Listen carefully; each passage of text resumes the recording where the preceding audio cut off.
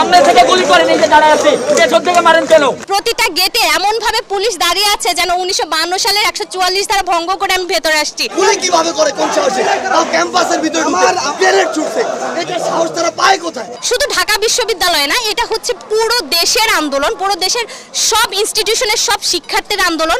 আমরা বলবো যে হল ছাড়ার নির্দেশ দিলে আপনারা হল ছাড়বেন না, ইনস্টিটিউশন ছাড়ার নির্দেশ দিলে ইনস্টিটিউশন ছাড়বেন না।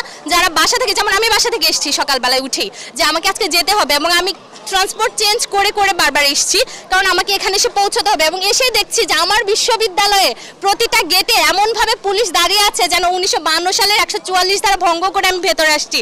এবং তাদের যে চাহনি, সেই চাহনি ছিল যে কে যাচ্ছে, এবং আমিও তাদের দিকে উল্টো চাহনি দিয়েছি যে ভাই এটা আমার ক্যাম্পাস এবং তুমি এসে দাঁড়িয়েছো আমার ক্যাম্পাসে, আমি আমার ক্যাম্পাসে ঢুকতে পারি।